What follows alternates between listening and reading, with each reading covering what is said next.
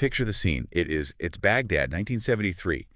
The thick, suffocating heat of a Middle Eastern summer has just settled over the city, but absolutely no one is sleeping. No one. If you were to walk outside, the streets are entirely empty, just dead.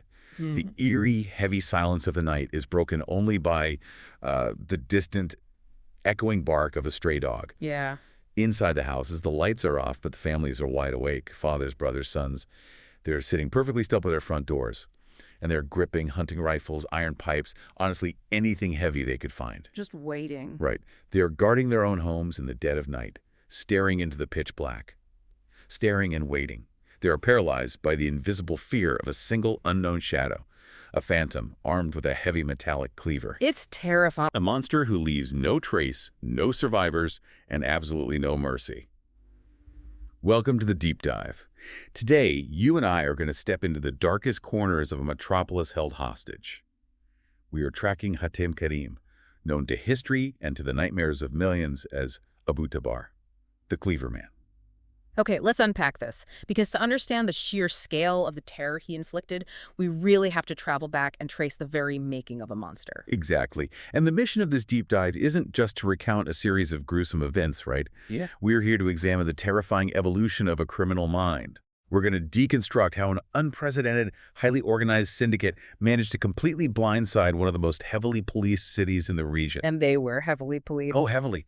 This is a study in psychological manipulation, supreme arrogance, and the chilling reality of what happens when pure evil operates under the guise of ordinary family life. So to find the roots of this nightmare, we need to rewind the clock. Back to 1951. Hatem Kazem graduates and steps into the ranks of the Iraqi police force.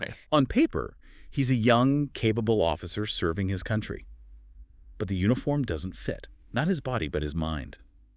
Almost immediately, his colleagues start to notice the cracks, right? Right. They notice these strange, erratic behaviors, just like a deeply ingrained lack of a moral compass.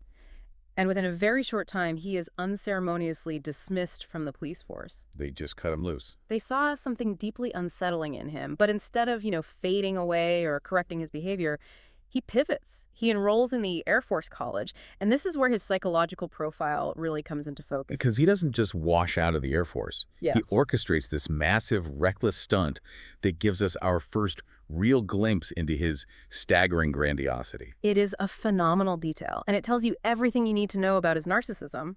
While in flight training, with access to actual military aircraft, he decides the rules simply do not apply to him. He steals a plane. Wait, he doesn't just borrow a Jeep. He steals an actual military aircraft. An actual aircraft? Yeah. And he doesn't just take it for a joyride into the clouds. He specifically hijacks his training flight, diverting from the approved airspace, to fly low and loud directly over his girlfriend's house. My God. It was a massive, incredibly dangerous stunt, purely for his own ego, to prove he could, to force her to look up and know he was the one roaring above her in total control. Naturally, the Air Force commanders were horrified. I mean, I would be too. Right. They immediately recognized a profound psychological instability. They saw a man who lacked impulse control, who craved absolute dominance, and who possessed a terrifying disregard for consequences. So they expelled him. They deemed him mentally and psychologically unfit to pilot an aircraft. So he's fired from the police, fired from the Air Force. You'd think he would hit rock bottom, maybe rethink his life choices. Right. But men like Hatem, they don't reflect. They just move. Exactly. They adapt. He drifts to Kuwait, lands a job, and within a single year, he's fired again for immoral conduct. So he drifts back to Iraq. And this time, he somehow charms his way into a highly respectable position in Kirkuk, working as a financial accountant for the Aquaf department. And for context here, the Aquaf manages state and religious endowments. It's a position of significant financial trust. Which he immediately exploits. It takes him no time at all to start embezzling the funds. But the law finally catches up to him. He is sentenced to 2.5 years in a cramped, unforgiving prison cell. 2.5 years to sit in the dark and think. Right. And when he gets out, he doesn't seek redemption. He seeks a bigger stage. He leaves the Middle East entirely. He escapes to Europe. And this European chapter is crucial. This is where the erratic, impulsive street thug transforms into a highly sophisticated apex predator. He doesn't just wander, he absorbs. He moves rapidly through Austria, Belgium, Greece, France, and finally settles in Germany. Just bouncing from country to country. Exactly. And along the way, he absorbs languages like a sponge. He becomes fluent in Arabic, English, French, and German. It's like linguistic camouflage. Precisely. And that camouflage allows him to seamlessly integrate into the European underworld. He isn't breaking into houses or embezzling from local offices anymore. He is networking with top-tier German organized crime syndicates. He graduates into high-stakes smuggling, moving stolen cars, and illegal weapons across international borders. I see where this is going. He's learning logistics. Yes, he is learning the art of the invisible network. How do you move large, highly illegal items without drawing attention? How do you manage a supply chain of illicit goods? He eventually slips up, getting slapped with a 10-month prison stint in Europe for fraud and smuggling, but the education is complete. You really have to look at this resume. He's been police, he's been military, he's a multilingual international smuggler who knows how European crime syndicates operate. He is gathering all the dark skills he needs.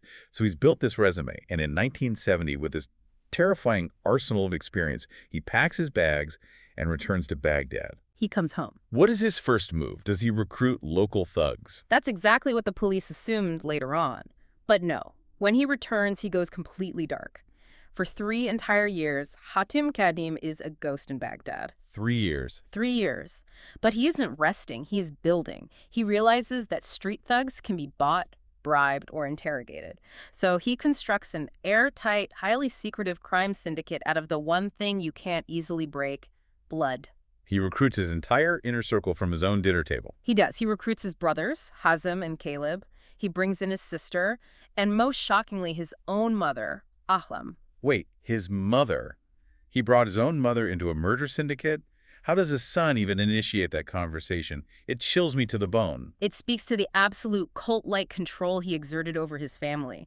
He also recruits his young nephew, Hussein, shaping the boy into his vicious right-hand man, the one who will stand shoulder to shoulder with him in the bloodiest moments. And then there is his wife, Sajida, the inside woman.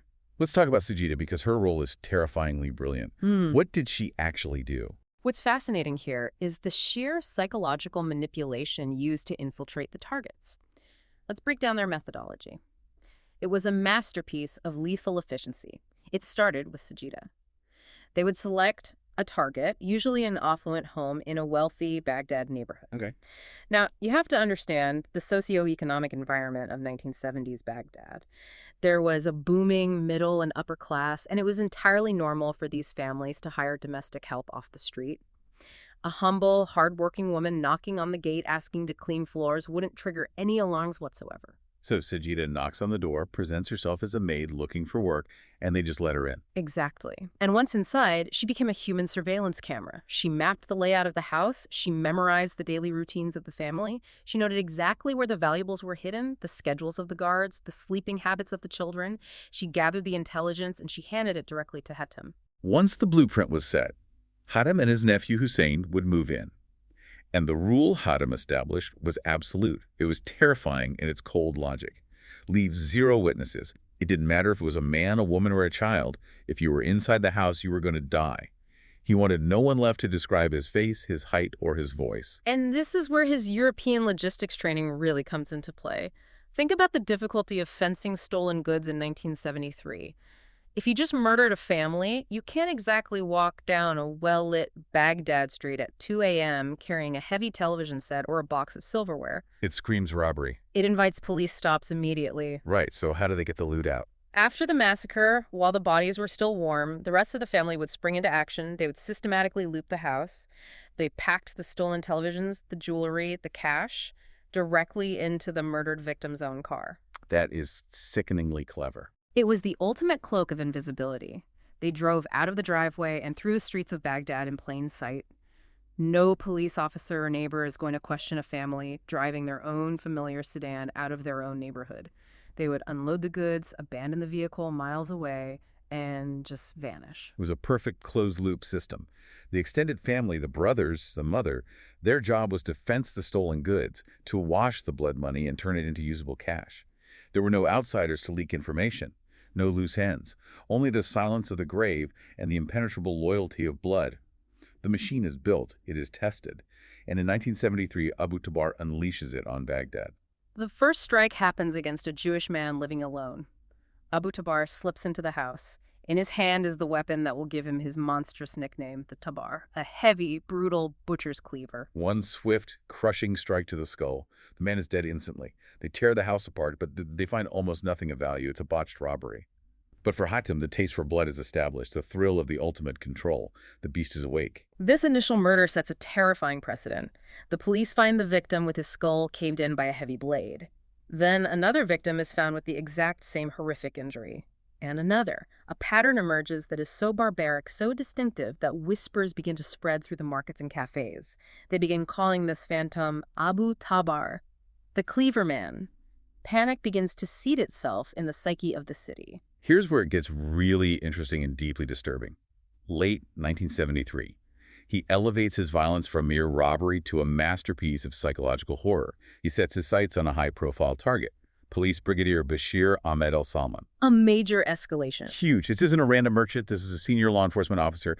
Hatem and his nephew arrive at the house, but the family isn't asleep yet. So Hatem waits. He crouches in the suffocating shadows outside the home for over 11 agonizing hours. Hour after hour, watching the lights, listening to the muffled sounds of the family settling in, feeling the chill of the night air creep in. Think about the sensory deprivation of just waiting in the dark, possessing a predatory patience that completely defies reason. It's chilling. Finally, the house goes entirely silent. They breach the home. What follows is a massacre so brutal it would scar the soul of the city forever. Hatem and Hussein butcher the entire family in their beds. But Hatem isn't satisfied with simply eliminating witnesses anymore. He wants to leave a message. He wants to orchestrate a tableau of terror. It's just horrific. He drags the heavy, lifeless bodies of the family members one by one into the bathroom. He meticulously stacks them on top of each other inside the bathtub, a gruesome, overflowing monument to his absolute power. But he leaves the brigadier's wife. He places her body alone on the master bed, and the scene discovered the next morning suggests unspeakable violations occurred even after her death.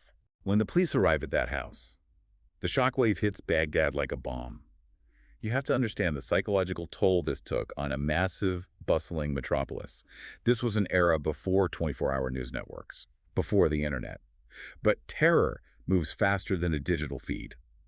The city completely broke down. Paranoia became the default state of existence. People stopped going out after dark entirely.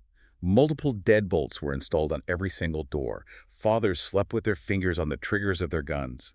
It was so intense that regular, everyday thieves in Baghdad entirely stopped stealing. They stayed home. They were absolutely terrified that if they were caught breaking a window, the police or the homeowners would mistake them for Abu Tobar and execute them on the spot without asking questions. And the Iraqi government was paralyzed.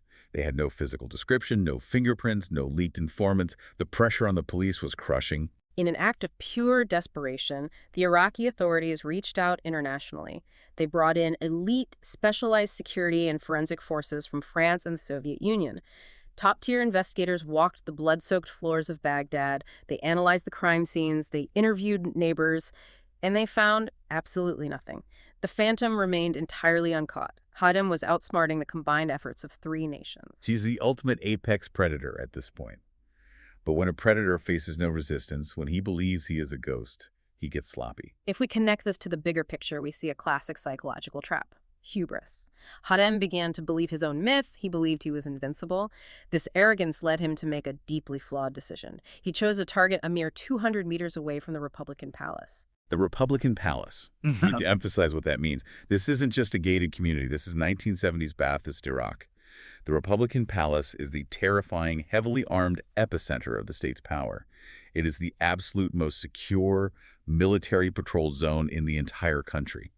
Striking 200 meters from it isn't just risky, it's practically a suicide mission. The audacity is staggering. To strike in the shadow of the state's ultimate seat of power proves his ego had completely overtaken his logic. He infiltrates the house. He slaughters the family with his signature cleaver. He confronts the maid. He brings the heavy blade down upon her head. She collapses in a pool of blood. Hatem loots the house, packs the car, and drives away, believing he has once again left a house of perfect silence. But he made a fatal miscalculation. He didn't check for a pulse. He didn't? The maid miraculously survives. The blow fractured her skull. It nearly ended her life, but she clung to it. She is rushed to the hospital, hovering on the brink of death for an agonizingly long time. But slowly, she begins to wake up. And when she opens her eyes, the police are waiting. And for the very first time in years of slaughter, they have a face, they have a build, they have a physical description. The phantom is suddenly a man. But Abu Tabar doesn't know this. He has no idea the walls are closing in. His arrogance pushes him to keep going. Which brings us to the final night. Mid-1974, Hatem selects his next target. The luxurious home of a prominent Iraqi doctor. He's done his surveillance. He knows the doctor's traveling out of the country. He believes the house is entirely empty. A simple, quiet burglary. He slips through the shadows, approaches the perimeter, and breaches the house. The silence is absolute. He thinks he is alone. He doesn't know there is a private bodyguard inside. The tension in that house must have been suffocating. Hatem creeping through the dark hallways, silently opening doors, and then a floorboard creaks. A shadow shifts where it shouldn't. The bodyguard is awake. He sees the silhouette of a man holding a heavy blade. Now, the bodyguard doesn't try to fight. He knows exactly who is standing in the dark. He lunges toward an open window and unleashes a sudden, piercing shout into the dead of night. He screams for the neighbors. He screams for the police. The silent night shatters. The reaction is instantaneous. The terrified neighbors who have been sleeping with one eye open for over a year immediately flood the phone lines. The police, already on high alert and armed with the new description, swarm the neighborhood. Sirens wail in the distance, growing louder by the second. The flashing red and blue lights paint the walls of the doctor's house. The perimeter is locked down. There is no stolen car to casually drive away in this time. There is nowhere to hide. The house is breached by armed officers. Hatem Kazem is surrounded. The Cleaver man is captured. You can almost feel the collective exhale of the entire city. But the capture isn't the end of the story. We move to the stark fluorescent lights of the interrogation room. Abu Tabar sits across from the detectives. And he's perfectly calm. He denies everything. He smiles. He tells them they have the wrong man. He believes his family will cover his tracks. He believes he has outsmarted the police, the French, the Soviets, everyone. He is holding the line. He is relying on the fact that he has never left a witness. He is entirely confident in his own twisted perfection. Until the heavy metal door of the interrogation room clicks open. The pacing slows down. The room goes quiet. The police escort a woman into the room. It's the maid. The one from the house near the Republican Palace. The one he thought he had killed.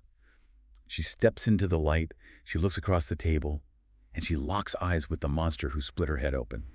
It is a cinematic collapse. You can imagine the exact moment the arrogance drains from Hatem's face. The realization that his perfect system failed. He looks at her, and he knows it is over.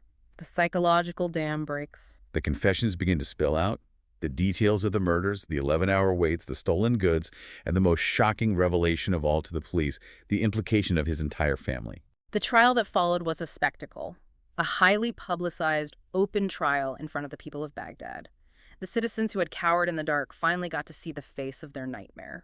And he didn't look like a demon. He looked like an ordinary man. The gavel falls. The sentence is death. And in 1976, Hatem Kazem is executed. The shadow is finally erased from the streets of Baghdad. The nightmare dissipates. It brings closure, but it leaves behind a heavy, lingering residue. A city forever changed by the knowledge of what can hide behind a polite smile, a sharp mind, and a closed front door. So what does this all mean? When you look back at the terrifying reality of Abu Tabar, you see the perfect, catastrophic collision of high intelligence, an absolute void of human empathy, and blind family loyalty. He was a master manipulator who weaponized his own blood. Which leaves us with a provocative, deeply unsettling thought to take with you today. Think about Sajida mapping out those homes. Think about his mother washing the blood money. What if Sajida had simply refused to play the Trojan horse? What if his brothers had looked at the stolen televisions covered in blood and said, no, Hatem was the one swinging the cleaver? But his reign of terror was sustained by the silent, active complicity of his family. It forces you to wonder, as you go about your day, how much profound, devastating evil in this world relies entirely on the quiet, daily cooperation of the people sitting right across from us at the dinner table.